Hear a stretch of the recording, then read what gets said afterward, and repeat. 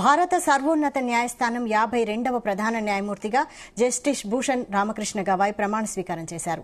రాష్ట్రపతి భవన్లో ప్రెసిడెంట్ ద్రౌపది ముర్ము ఆయనతో ప్రమాణ స్వీకారం చేయించారు. ఈ కార్యక్రమంలో ఉపరాష్ట్రపతి జగదీప్ ధన్కడ్, ప్రధాని నరేంద్ర మోడీ, కేంద్ర మంత్రులు తదితరులు పాల్గొన్నారు. అనంతరం వారంతా ఆయనకు శుభాకాంక్షలు తెలిపారు.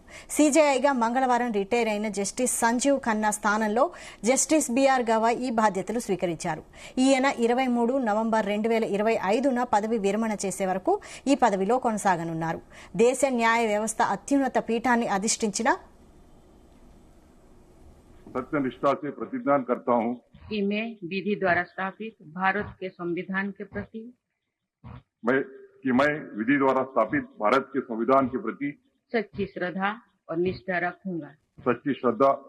रखूंगा। मैं भारत की प्रभुता और अखंडता अक्षुण्ण रखूंगा।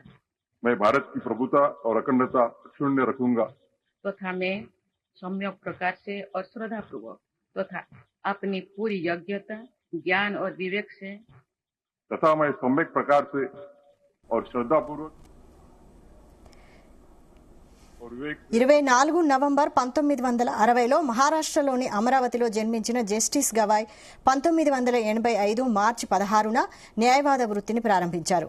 2003 నవంబర్ 14న బాంబే హైకోర్టు అదనపు న్యాయమూర్తిగా పదోన్నతి పొందారు. 2005 నవంబర్ 12న అదే హైకోర్టులో శాశ్వత న్యాయమూర్తిగా పనిచేశారు. 2019 మే 24న సుప్రీంకోర్టు జడ్జిగా నియమితులయ్యారు. 700 ధర్మాసనాల్లో ఆయన భాగస్వామ్యం పంచుకున్నారు. నోట్ల రద్దు, ఎస్సీ వర్గీకరణ వంటి పలు కీలక కేసుల్లో తీర్పులిచ్చారు.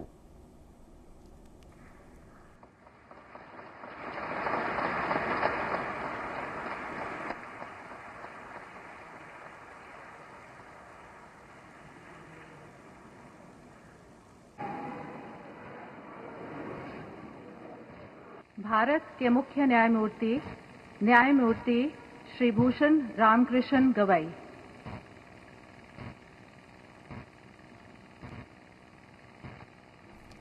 బీఆర్ గవాయ్ తండ్రి రామకృష్ణ సూర్యభన్ గవాయ్ 1998-99 మధ్య కాలంలో మహారాష్ట్రలోని అమరావతి నుంచి రిపబ్లికన్ పార్టీ తరపున లోక్సభ సభ్యుడిగా ఎన్నికయ్యారు. 2000-2026 మధ్య రాజ్యసభ సభ్యుడిగా పనిచేశారు. బీహార్, సిక్కిం, కేరళ గవర్నర్గా సేవలందించారు. ఆయనకు రాజ్యాంగ నిర్మాత డాక్టర్ బీఆర్ అంబేద్కర్తో కలిసి పనిచేశారు. भारत के संविधान के प्रति मैं विधि द्वारा स्थापित भारत के संविधान के प्रति सच्ची श्रद्धा और निष्ठा रखूंगा। मैं भारत की प्रभुता और अखंडता अक्षुण्ण रखूंगा।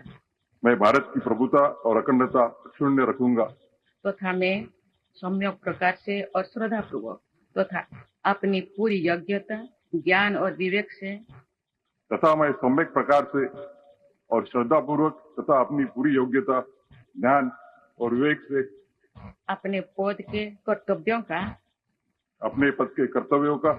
भय या पक्षपात, अनुराग या देश के बिना पालन करूंगा। तथा मैं संविधान और विधियों की मर्यादा बनाए रखूंगा।